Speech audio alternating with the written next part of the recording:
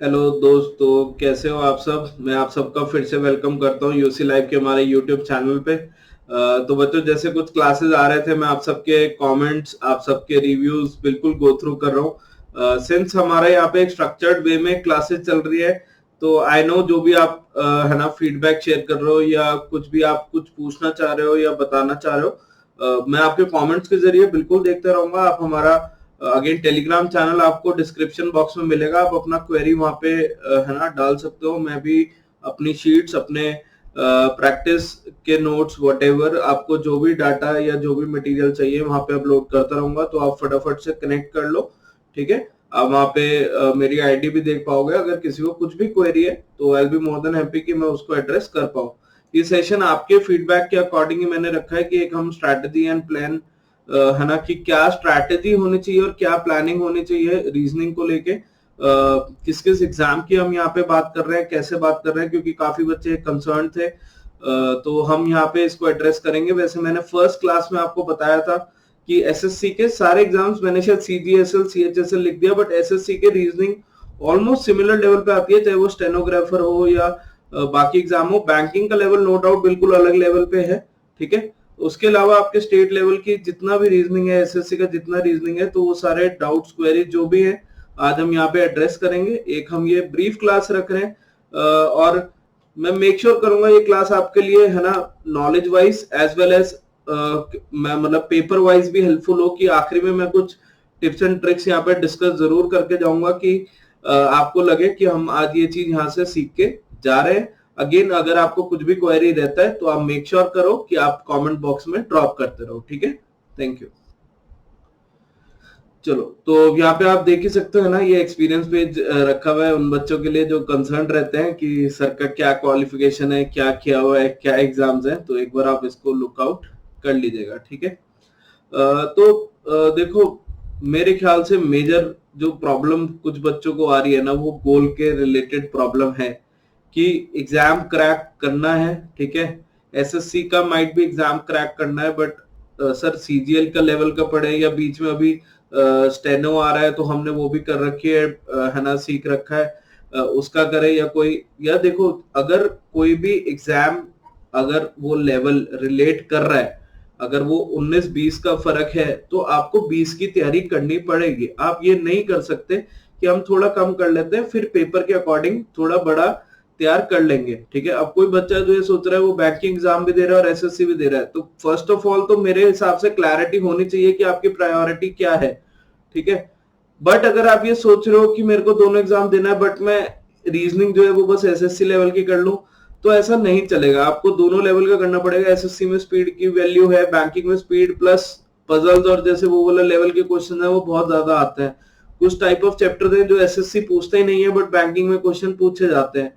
ठीक है, तो सबसे पहले आज ये एक बार फिर से क्रॉस चेक कर लो, जिसको मैं कहता हूँ ब्लूप्रिंट्स देख लो अपने प्रीवियस ईयर पेपर से। ठीक है, सिलेबस में तो रीजनिंग हर जगह ही लिखा हुआ होगा, बट ब्लूप्रिंट का मतलब होता है कि आप गो थ्रू हो जाओ कि हाँ, हम इस लेवल पे करना चाह रहे हैं, ये क्वेश्चन ऐसे होते हैं। और मैंने पहले ही बताया था, एक दो चैप्टर जैसे अभी हम डायरेक्शन सेंस कर रहे हैं, उसके बाद आपको रैंकिंग और सीक्वेंस टेस्ट दिखाई देगा। जैसे ही ये कंप्लीट होता है मैं दोनों के मिक्स आपको प्रीवियस ईयर क्वेश्चंस, जितने भी एसएससी या रीजनिंग रिलेटेड एग्जाम्स हैं, चाहे वो सीसैट में क्यों ना आया हुआ, वो आपके स्टेट लेवल में क्यों ना आया हुआ, वो सारे के सारे क्वेश्चन मैं आपको डेफिनेटली करवाऊंगा। तो आप निश्चिंत हो जाओ उस चीज को लेके। बट बेटा, गोल तो कहीं ना कहीं हमको ही पहले डिसाइड करना होगा ना। कई बार मैं एक कहानी सुनाता हूँ, शायद आपको कुछ बच्चों को रिलेट हो जाए, ये मुझे बहुत ही अच्छी लगती है।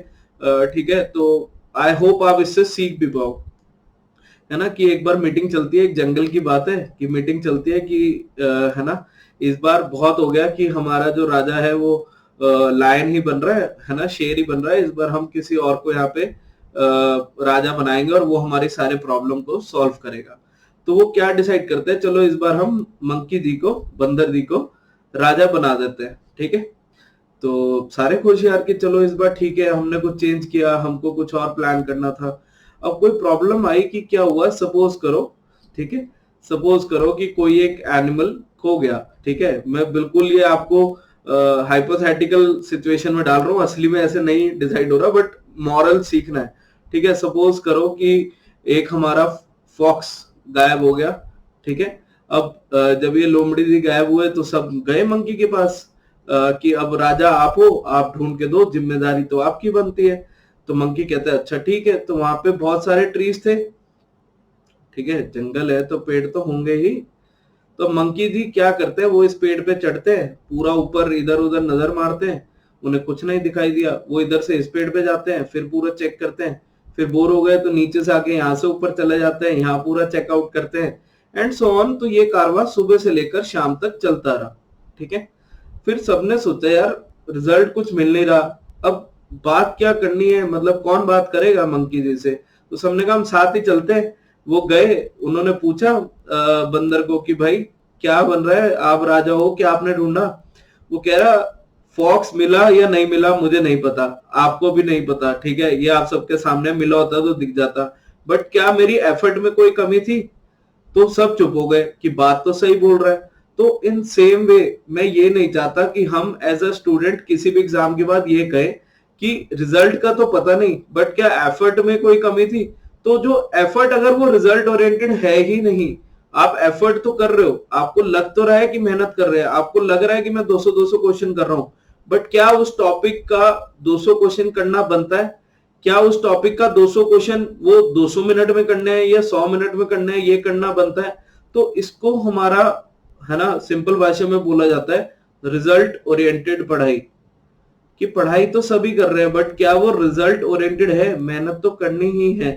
तो वो मेहनत तभी पता चलेगी अगर आपका गोल थोड़ा सा क्लियर होगा, आपको तभी सिटिंग आवर्स पता चलेगा। कॉन्सेप्ट पढ़ लिया, अब उस क्वेश्चन को किया, अगर एक बार ही सपोज करो एक क्वेश्चन को अभी 1 मिनट लगा, तो अगली बार उसको 50 सेकंड 40 सेकंड में कैसे कर सकते हैं, जैसे हमने एंगल्स वाले क्वेश्चन डायरेक्शन सेंस में पढ़े थे, ठीक है। अब आपको पता लग गया नेट निकालना है, तो वो बस फिर ओरली होना चाहिए 3-4 क्वेश्चन के बाद कि ये अच्छा ऐसे बनेगा, और उसकी बहुत जल्द शीट से एक बार ये सेशंस खत्म हो जाएंगे। आप जब ये सेशन सुन रहे हो तब डायरेक्शन सेंस के सेशन खत्म हो चुके होंगे, तो मैं आपको ऑलरेडी जो हमारा यहाँ पे टेलीग्राम ग्रुप है उसमें क्वेश्चन शेयर कर चुका होऊंगा, तो आप अच्छे से उनको अटेम्प्ट कर सकते हो। मेक श्योर करना कि क्वालिटी के पीछे आप है ना फोकस करो। कॉन्सेप्ट में हमेशा टाइम लगता है, आप क्वांट की क्लासेस देखो, आप इंग्लिश की क्लासेस देखो, जब समझ रहे हो ना किसी भी चीज को, तो हो सकता है आधा घंटा 1 घंटे की क्लास हो, बट एक क्वेश्चन ही आएगा जो कुछ सेकंड्स में आपको करना है, बट उसके लिए वो 1 घंटा बहुत जरूरी है। तो हमको एज अ स्टूडेंट ये समझना पड़ेगा। अगर आपको वो ऑन टिप्स हो गया है ना, समझ में आ गया कि चलना कैसे है, तो भागना फिर आप सीख सकते हो कि अगर हमने चलना ही अभी नहीं सीखा और ये सोचे सीधा भागने लगे तो गिरने के चांसेस ज्यादा है। तो मेरी आइडियोलॉजी यही है कि जो करना है परफेक्ट करना है, रिजल्ट ओरिएंटेड करना है। तो आप सबसे पहले आज अपना गोल ये रखो कि गोल डिसाइड कर लो, ठीक है। तो गोल ये रखो कि गोल डिसाइड कर लो, और अगर ऑलरेडी डिसाइडेड है तो बहुत प्राउड फील करो, क्योंकि काफी बच्चे तो शायद इसी चीज को लेके ही श्योर नहीं है, ठीक है। तो आप यूपीएससी लेवल सीसैट करना चाह रहे हो, स्टेट लेवल बैंकिंग का रीजनिंग बिल्कुल अलग लेवल पे चलेगा, बाकी आपको सेम लेवल पे कहीं ना कहीं रिलेट हो जाएगा। तो जो बैंकिंग वाले बच्चे हैं उनको अकॉर्डिंगली क्लासेस, अकॉर्डिंगली टॉपिक्स उस अकॉर्डिंग करना पड़ेगा। तो आप इस चीज का ध्यान रखें, ठीक है। अब स्टडी प्लान देखो, स्टडी प्लान आजकल के टाइम में बनाना बचपन से ही मेरे ख्याल से आप सबको बता दिया जाता है कि एक टाइम टेबल लिख के दो, पेरेंट्स यूजुअली बोलते हैं। फिर हम कॉलेजेस में आ जाते हैं, या अभी कुछ CHSL वाले हैं तो जूनियर बच्चे भी हो सकते हैं कि 7 to 9 ये पढ़ेंगे, 9 to 11 ये पढ़ेंगे। मेरे ख्याल से कहीं ना कहीं ये कुछ बोरिंग ना हो, ठीक है। तो उसमें आप क्या एड ऑन कर सकते हो कि आप देखो बहुत सारे बच्चे हैं शायद यूट्यूब से पढ़ रहे हो, ठीक है, शायद ब्रानी मैम के किसी कोर्स में आप पेड कोर्स में हो, बहुत सारे ऑप्शंस है ना, कि आप मैम से अनअकैडमी में पढ़ रहे हो, आप मेरी क्लासेस कहीं और देख रहे हो, बट क्या आप बाद में टाइम निकालते हो? अगर टाइम नहीं निकालते तो कैसे निकाल सकते हो, या क्लास में प्रैक्टिस कर रहे हो तो वो कैसे कर रहे हो, ये आपको क्लियर कट पता होना चाहिए। इस चीज को बोलते हैं सेल्फ अवेयरनेस, ठीक है। आपके लेवल पे बेटा हजारों लाखों करोड़ों बंदे मेहनत कर रहे हैं, ठीक है। सक्सेस के चांसेस उसी के बढ़ते हैं जिसको अपने बारे में, अपनी स्पीड के बारे में, अपने है ना कैचिंग कैपेसिटी की कितना, अगर कोई सर या मैम बोल रहे हैं तो मैं पकड़ सकता हूँ, या मुझे कितनी बार उसको है ना शायद फिर से ना सुनना पड़े। अगर आपको पता लग रहा है कि मेरे को शायद एक बारी में नहीं समझ आया, दूसरी बार देखना है, और आप जल्दी से दूसरी बार देख के खत्म कर दोगे, तो आप अपना टाइम सेव कर रहे हो। प्रॉब्लम कहाँ होती है, हमने एक बार देखा नहीं समझ आया, हम फिर भी या तो खुद को कंप्लेन कर रहे हैं या टीचर को कंप्लेन कर रहे हैं। वो जो टाइम गैप है ना, वो बहुत ज्यादा बड़ा हो जाता है। तो आप मेक श्योर करो कि सेल्फ अवेयर रहो और अपना टाइम वहां पे स्पेंड करते रहो। स्टडी प्लान प्लीज अपने सब्जेक्ट्स को, ठीक है, आपका जौन सा भी एग्जाम की आप तैयारी कर रहे हो, वाइजली, वाइजली का मतलब होता है अपने पसंद से ना होके कि ये मुझे पसंद है तो मैं इसके 100 200 क्वेश्चन करूंगा, बट कि एग्जाम में कैसे क्रैक करना है, कैसे आपको उसकी कैपेसिटी बनानी है, उस अकॉर्डिंग प्लीज है ना प्लान आउट करो। ट्रस्ट मी, बहुत बच्चे इन्हीं चीजों पे, बेसिक चीजों पे ही गलतियां कर देते हैं। पढ़ रहे हैं, आई नो हार्ड वर्क दे रहे हैं, 8-8 घंटे भी कुछ लोग पढ़ रहे हैं, 10-10 घंटे भी पढ़ रहे हैं, बट क्या वो पढ़ाई इफेक्टिव हो रही है? तो स्टडी प्लान में अपना सब्जेक्ट्स, अपना जो भी टारगेट्स है, ठीक है, गोल हो गया एग्जाम का टारगेट, मतलब कि आज सपोज करो ये चैप्टर खत्म करना है, तो वो टाइम बाउंड में अगर आपसे नहीं हो पा रहा कि 7 से 9 क्लास देख के क्वेश्चन करने नहीं हो पा रहे, तो क्वेश्चन डिफाइन कर लो आपके। तो क्योंकि मल्टीपल चॉइस क्वेश्चन आने हैं मोस्ट ऑफ द एग्जाम्स में, तो आप उसको क्वेश्चन डिफाइन कर लो कि अभी मैं थोड़ा बोर हो रहा हूं, तो आई नो मुझे सपोज करो डायरेक्शन सेंस में टाइम लग रहा है, बट मैं खुद को चैलेंज करता हूँ 30 मिनट में 30 क्वेश्चन ट्राई करूंगा फॉर बिगिनिंग। ये उन बच्चों के लिए जिनको थोड़ी दिक्कत आ रही है, जिनको समझ में आ रहा है तो वो कर सकता है 30 मिनट में 20 क्वेश्चन करूंगा। अब 20 क्वेश्चन आपको, सॉरी मैंने उल्टा बोल दिया है ना, 30 मिनट में 40 क्वेश्चन करूंगा। अब वो 40 क्वेश्चन ये नहीं होने चाहिए कि मैं सही ही करूंगा, 40 क्वेश्चन मेरे को सही करने ही हैं, इस एटीट्यूड से लगाना है, और 40 क्वेश्चन अटेम्प्ट करने ही हैं। ये नहीं कि बस 40 में से 15 हो गए तो दिन सफल हो गया, नहीं, पेपर की तरह देना है। ये सोचना है कि बिंदास अपन अटेम्प्ट करेंगे, हर क्वेश्चन दिखना चाहिए, क्वेश्चन हो या ना हो वो सेकेंडरी चीज है, बट उस 30 मिनट में ये 40 क्वेश्चन को मैं गो थ्रू कर दूंगा। आपको रियलाइज भी नहीं होगा कि आप कितना टाइम अपना सेव कर लोगे, और वो 30 मिनट के कब 40 मिनट हो जाएंगे ना, उसको रिव्यू करने में, सही करने में, वो 30 मिनट की सेटिंग आपकी खुद 50 मिनट की हो जाएगी, फिर 50 मिनट वाली 1.25 घंटे की हो जाएगी। तो थोड़ा सा माइंड को घुमाना है, जैसे वो आपका घुमाता है ना, थोड़ा सा आपको उसको घुमाना है कि अरे थोड़ा सा करते हैं फिर बन जाएगा बात। तो मेक श्योर करना कि अपना स्टडी प्लान अच्छे से कर लो। रीजनिंग का क्लासेस के साथ साथ आप प्रैक्टिस जरूर करते रहो, क्योंकि स्पीड आपकी वहीं से बनेगी, ठीक है। कॉन्सेप्ट सीख लिया, कुछ क्वेश्चन प्रैक्टिस कर लिए, फिर घर पे कितने टाइमर के साथ आप लगा रहे हो। बहुत बच्चों का मेरे को यही फीडबैक कमेंट्स में आ रहा था, तो ये आपको वहां पे टाइमर के साथ करना पड़ेगा। अगर आप कोई बुक फॉलो कर रहे हो या आपके पास नहीं है, मैं शीट्स दूंगा, मेक श्योर कि टाइम बाउंड प्रैक्टिस करें। ये नहीं कि सर आपने 50 क्वेश्चन दिए थे तो 50 हमने कर तो लिए पर 2 घंटे लगे, उसका कोई फायदा नहीं है। 50 क्वेश्चन शुरू में 50 मिनट लगाओ। अगर किसी को ऐसा लगता है कि शायद मैं वीक हूँ, है ना, वीक का मतलब ये होता है कि मेरे को टाइम लगता है। अगर आपको लगता है कॉन्सेप्ट क्लियर है तो आप खुद को चैलेंज करो कि 50 क्वेश्चन 40 मिनट। किसी को लगता है कि मैं तो क्रिस्टल क्लियर है, एकदम से क्लियर है, तो 50 क्वेश्चन 30 मिनट्स। ये अप्रोच आपको बहुत आगे लेके जाएगी। एंड एग्जाम एक लाइफ का पार्ट है, मैं आपको ये लाइफ लेसन देके जा रहा हूँ। फैक्ट इस चीज का याद रखना, छोटी छोटी चीजों में बड़ी चीजों को अगर ब्रेक कर देना तो आसान हो जाती है। तो 1 स्टेप एट अ टाइम आप उसको लेके चलो। मैं आपको एश्योर कर रहा हूँ कि आपकी बहुत अच्छी तैयारी होगी, ठीक है। एक बहुत सारे बच्चों के डाउट्स आ रहे हैं बहुत सारे टॉपिक्स को लेके, तो एक सेट ऑफ टॉपिक्स हमको शेयर किए गए हैं, जो मैं आपको जिस ऑर्डर में मैं दिखा रहा हूँ कि मैं करवाने वाला हूँ। डायरेक्शंस एंड टेस्ट का हम कर चुके हैं, प्रैक्टिस सेशन के साथ आपको कुछ 5-6 वीडियोस दिखाई दिया। इस टॉपिक के बाद मैं नंबर रैंकिंग और सीक्वेंस टेस्ट, क्योंकि अगेन एसएससी इनसे क्वेश्चंस पूछता है, अलग अलग लेवल पे पूछता है। इवन सी सैट में एक क्वेश्चन यूजुअली रैंकिंग से आता ही आता है। सीक्वेंसिंग का क्वेश्चन एसएससी, चाहे वो सीजीएसएल हो, सीएचएसएल हो, सीजीएल हो या स्टेनो हो, आपको यूजुअली दिख जाता है, ठीक है। अब मैं ये कहूँ कि गारंटी है, तो गारंटी तो टॉपिक्स इतने सारे हैं, क्वेश्चन लिमिटेड है, 100% नहीं है, बट ये वो क्वेश्चन है जब आएगा तो आपको सही करना है, ठीक है। और ये वो क्वेश्चन है जो यूजुअली हम जल्दी में मैसअप कर सकते हैं, मतलब गलत कर सकते हैं। तो हम इसका अच्छे से क्लासेस लेने वाले हैं। और आपका जो स्केड्यूल है, ये जो टीम है, इतना बढ़िया स्केड्यूल बनाया कि अगर आप इसको फॉलो करते जाओगे ना अपनी प्रैक्टिस के साथ, तो थोड़ा टाइम में आपको रियलाइज भी नहीं होगा कि आपकी तैयारी बिल्कुल एग्जाम रेडी वाले लेवल पे हो रही है। बस ये नहीं हो रहा कि अच्छा रिवाइज करना है, बस ये नहीं हो रहा अच्छा कि ये देखना है। तो थोड़ा सा उस चीज पे बिल्ड करना शुरू करो, ठीक है। इसके बाद हम सिटिंग अरेंजमेंट, पजल्स और ब्लड रिलेशन मैंने सोचे हैं इसी ऑर्डर में। जब तक ये वीडियो जाएगा तब तक आपको कुछ और इसमें ऑर्डर में चेंज करने का लगता है तो आप शेयर कर सकते हो। जो मैंने कमेंट्स में देखा बहुत बच्चे सिटिंग अरेंजमेंट का यहाँ पे वर्कआउट करने को कह रहे हैं, तो नंबर रैंकिंग के बाद हम डेफिनेटली वो करने वाले हैं। और भी जो टॉपिक्स हैं वो डेफिनेटली आएंगे, ठीक है। ये अपकमिंग टॉपिक्स का मतलब ये है कि इसके बारे में कुछ कमिंग वीडियोस हो सकती है, कुछ नीड ऑफ द आवर हुई, कुछ लाइव प्रैक्टिस सेशन का भी हुआ, तो जो सा टॉपिक आप कहोगे उस अकॉर्डिंग हम वर्कआउट कर लेंगे। आपको है ना, कहते हैं कि छोटी सी भी टेंशन नहीं लेनी, बात करने से बात बनती है, तो बात कर लीजिएगा, ठीक है। अगेन मैं बार बार यही कहूंगा कि कोई भी अगर टेलीग्राम पे नहीं जुड़ा है तो वो जुड़ जाए कि आप हमसे अच्छे से कम्युनिकेट कर पाए और अपनी तैयारी बढ़िया तरीके से कर पाओ, वो बहुत जरूरी है, ठीक है ना। चलो, तो आपको रैंकिंग का, जैसे मैंने कहा, इस वीडियो के बाद नेक्स्ट क्लास जैसे भी होगा तो आपको रैंकिंग का वीडियो दिख जाएगा, ठीक है।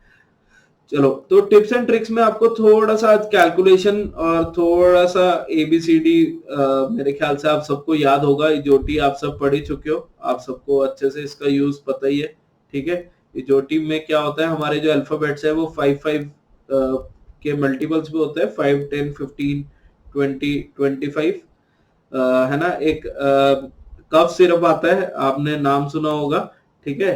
मैं उसी से राइमिंग एक वर्ड बता देता हूँ, सिफ्लोरेक्स। ये भी दवाई का नाम लगता है ना, क्योंकि, ठीक है। तो आप इसका यूज कर सकते हो, ठीक है। सिफ्लोरेक्स, ये क्या है, 3 के मल्टीपल पे यहाँ पे